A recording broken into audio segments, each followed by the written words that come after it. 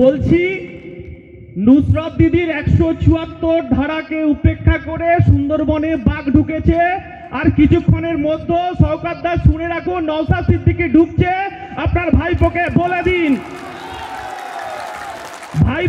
বলে দিন, সরিষার হাটে আমাদের কর্মীদেরকে গাড়ি আটকে এই ডায়মন্ড হারবার মডেলকে পরাজিত করবে নওশাদ সিদ্দিকী, তার জন্য প্রস্তুতি নিয়েছি। আজকে সারা ডায়মন্ড হারবার বলছে, ডায়মন্ড হারবার শুধু সময়ের অপেক্ষায়। আর একটা সন্দেশখালী, শওকত দাস শুনে রাখুন, শেখ জাহাঙ্গীর জেলে, এরপর আপনার ফলতার জাহাঙ্গীরের। আপনারা 12 বছরে এই ডায়মন্ড হারবারকে লুট করেছেন। ডায়মন্ড হারবারে আমাদের মায়ের অধিকারটাকে লুট করা হয়েছে। এই ডায়মন্ড হারবারের মানুষকে আপনি যতই লক্ষ্মীর ভান্ডার আর বিধবা ভাতা, বার্ধক্য ভাতা, ভাইপো আপনার এই কয়লা চুরির টাকা থেকে দিন না কেন, এই ডায়মন্ড হারবারের মানুষ আপনাকে বুঝিয়ে দেবে আর একটা সন্দেশখালী। আপনি ভেবেছেন কি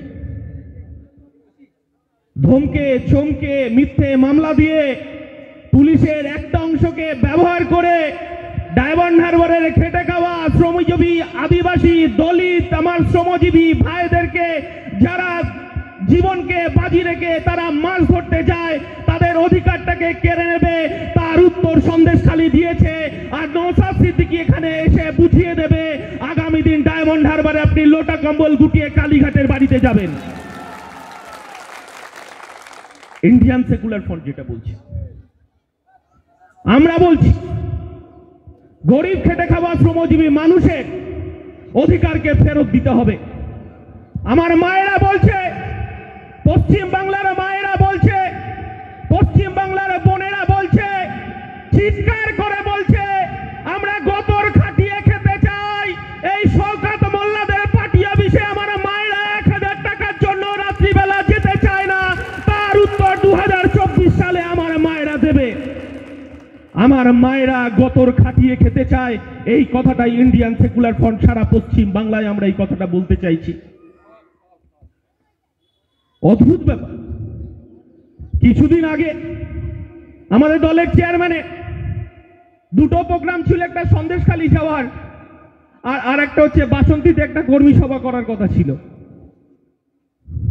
কি হলো?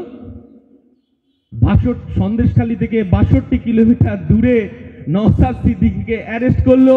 আর আমার রাজ্য কমিটির সদস্য, আমরা রাজ্য কমিটির পক্ষ থেকে যখন প্রগতি ময়দান থানায় আইসিকে কোশ্চেন করছি যে বিজেপির শুভেন্দু অধিকারী ঢুকতে পারে, সুকান্ত মজুমদার ঢুকতে পারে, তৃণমূলের নেতা মন্ত্রীরা ঢাক ঢোল বাজিয়ে কীর্তন করতে পারে, আর নওশাদ সিদ্দিকীকে আটকেছে, জবাব আপনাকে দিতে হবে। বলছে আমরা 3টের মধ্যে ছেড়ে দেওয়ার ব্যবস্থা করছি। আরে ভাই, সুন্দরবনের বাঘকে আমরা ভালোবাসি, ভারত পৃথিবীর বুকে সুন্দরবনকে মানুষ চেনে। এই সুন্দরবনের এলাকার মানুষ এই বাঘের ভয়ে তারা জীবন জীবিকাকে বাজি রেখে তারা উপার্জন করে, আর তাদের উপার্জিত 100 দিনের টাকা এই শওকত মোল্লারা, জাহাঙ্গীর, এই শেখ শাহজাহানরা, তারাই আমার মায়ের, আমার ভাইদের টাকা চুরি করে তার কালীঘাটের বাড়িতে পৌঁছেছে। তার হিসাব 24-এর লোকসভায় ডায়মন্ড হারবারের মানুষ দেবে। আমরা বলছি প্রধানমন্ত্রী আবাস যোজনা, এই সুন্দরবনের মানুষ, সুন্দরবনের এলাকা যখন প্রাকৃতিক বিপর্যয় আসে তখন আমরা দেখেছি এই সুন্দরবনের মানুষ, আমি ব্যক্তিগতভাবে যখন আয়লা হলো, যখন ঝড় হলো, আমফান হলো, এই এলাকায় ঘুরেছি, আমরা দেখেছি একটা মুড়ির প্যাকেটের জন্য, একটা ত্রিপলের জন্য, একটা দুধের প্যাকেটের জন্য হাহাকার করে এই ডায়মন্ড হারবারের মানুষ। আর আপনি এই ডায়মন্ড হারবারটাকে লুট করছেন, আইএসএফ হতে দেবে না। আমার দলের চেয়ারম্যান শুধু ইচ্ছা প্রকাশ করেছে, আপনি রাতারাতি কয়লা পাচার, গরু পাচার, বালি পাচারের টাকায় এখানকার মায়েদেরকে 1000 টাকা করে 2000 টাকা করে ব্যবস্থা করছেন। আমরা বলছি এটা চুরির টাকা, আপনারা নিয়ে নিন, কিন্তু ব্যালট বক্সে তার জবাব হবে, ব্যালট বক্সে তাকে পরাজিত করে কালীঘাটে পাঠাবো, এটাই আমাদের কাছে শপথ। ডায়মন্ড হারবারটা লুট হয়ে গেল, আর অভিষেক বন্দ্যোপাধ্যায় পিসি ভাইপো বলছে ডায়মন্ড হারবার মডেল, বলছে ডায়মন্ড হারবার মডেল। আমরা হ্যাঁ, এই পশ্চিম বাংলার মডেলকে, এই পশ্চিম বাংলার বিকল্পকে আমরা ডায়মন্ড হারবারে আনতে চাইছি। ডায়মন্ড হারবার বিকল্প কাকে বলে, ডায়মন্ড হারবার মডেল কাকে বলে, আমার দলের চেয়ারম্যান বুঝিয়ে দেবে। এই ডায়মন্ড হারবারে দাঁড়িয়ে ভোট লুট হতে আমরা দেব না।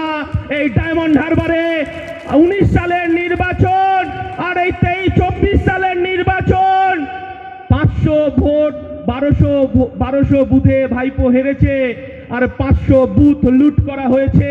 আর ইন্ডিয়ান সেকুলার ফ্রন্টকে যতই এই বিষ্ণুপুর থানার ওসি আইসিরা ধমকাক চমকাক, আমার এখানকার কর্মীরা বুক চিতিয়ে লড়াই করবে।